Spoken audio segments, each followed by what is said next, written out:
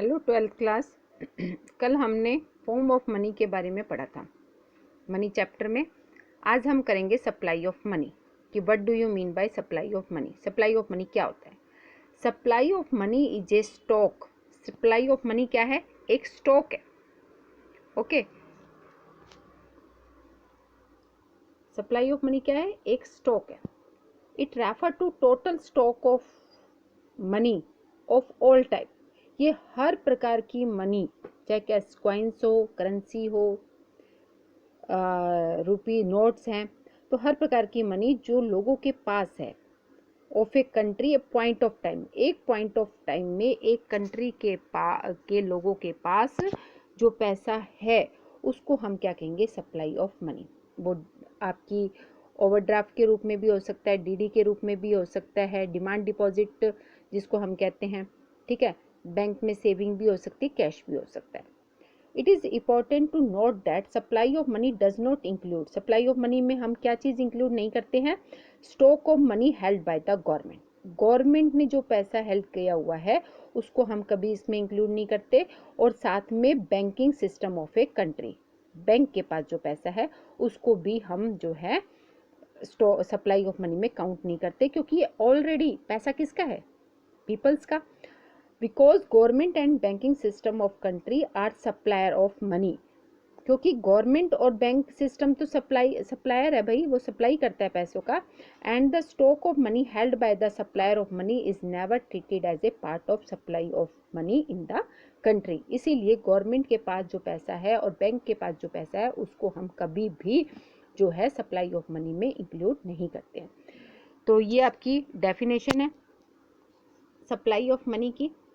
Only that stock of money which is held by people other than suppliers of money themselves. In other words, supply of money refer to the stock of money which is held by those who demand money, not by those who supply money. जो supply करते हैं उनके पास नहीं, जिनके पास जो demand करते हैं, okay, तो वो होते हैं सप्लाई ऑफ मनी।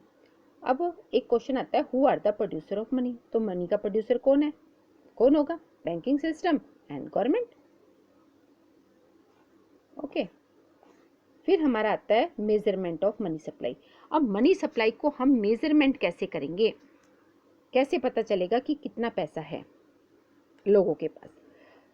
तो हम 4 मेथड यूज करते हैं, M1, M2, M3 and M4।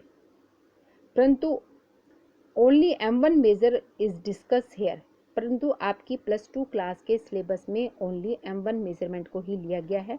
M1 measurement में हम जब करते हैं तो क्या क्या चीज़ें इंक्लूड करेंगे? सी मतलब cash, currency held by people, D मतलब डिमांड डिपॉजिट, और डी मतलब other deposit which include. Other deposit में क्या क्या चीज़ें इंक्लूड होंगी? Demand deposit with RBI of public financial institution like NABARD, demand deposit with RBI of foreign central bank and of foreign government, demand deposit of international final institutions like IMF, World Bank। और OD में क्या include नहीं करेंगे? Deposit of the government and deposit of the countries banking system. यानी कि banking system ने और सरकार ने जो पैसा RBI के पास जमा किया हुआ है उस पैसे को हम ओडी में काउंट नहीं करेंगे। ओडी में केवल उन्हीं लोगों का पैसा केवल लोगों का ही पैसा काउंट किया जाएगा, सप्लायर के पैसे को नहीं किया जाएगा। तो इसके द्वारा जो है मेजरमेंट की जाती है कि एक कंट्री में मनी सप्लाई कितनी है, या सप्लाई ऑफ मनी क्या है। ओके, तो ये आपका M1 में है कि हम क्या क्या इंक्लूड करते हैं?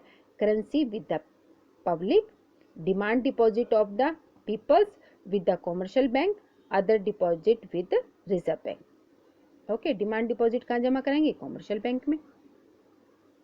और इसमें जब कॉमर्शियल बैंक की बात होगी तो फिर RBI और कॉमर्शियल बैंक में तो demand deposit with reserve bank of public financial, NABARD, foreign central bank and government and international monetary fund and world bank. तो ये मेजरमेंट करेंगे हम M1 में, जिससे हमें पता चलेगा कि सप्लाई ऑफ मनी कितना है। क्लियर? तो आज का हमारा टॉपिक क्या है?